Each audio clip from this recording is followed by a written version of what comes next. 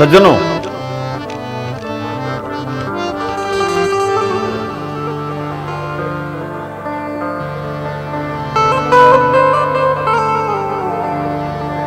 ગુરુની શરણાગતિ સ્વીકારવાથી ઘણી બધી જવાબદારી આપણી સમાપ્ત થઈ જાય છે, એ ધ્યાનમાં રાખજો.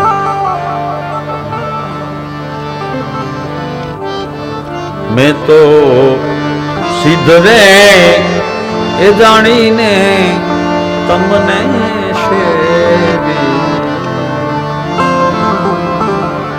જ્યાં તમારી લગ્ની લાગે ને જે ચરણમાં, ત્યાં પૂરેપૂરો વિશ્વાસ ને ભરોસો રાખી ભજન કરજો. અને હું એટલા માટે વારંવાર કહેતો હું, ભાગવત એવું કહે છે, એમ કે યા મતી સાગતી.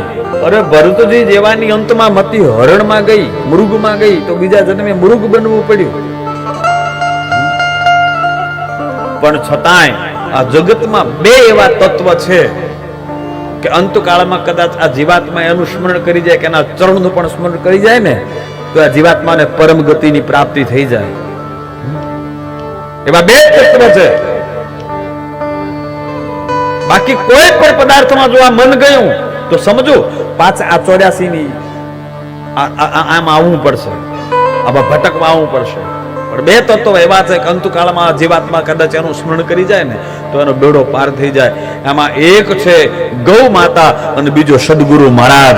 અંતકાળમાં જો એનું સ્મરણ થઈ જાય તો જીવાત્માનો બેડો પાર થઈ જાય. આ બે તત્વ એવા છે. ગૌ માતાનું સ્મરણ થઈ જાય એટલે આંગણામાં ગૌ માતાને રાખવાનું કહ્યું. જીવાત્માને ગોલોકની પ્રાપ્તિ થઈ જાય, ગુરુ મહારાજનું સ્મરણ થઈ જાય તો આ જીવાત્માને પરમધામની પ્રાપ્તિ થઈ જાય.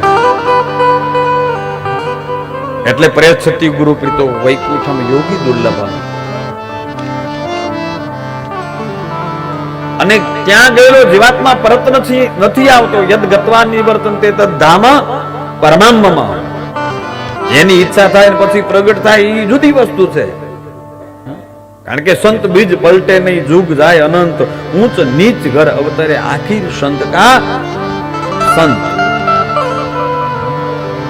એની ઈચ્છાથી પ્રગટ થાય છે.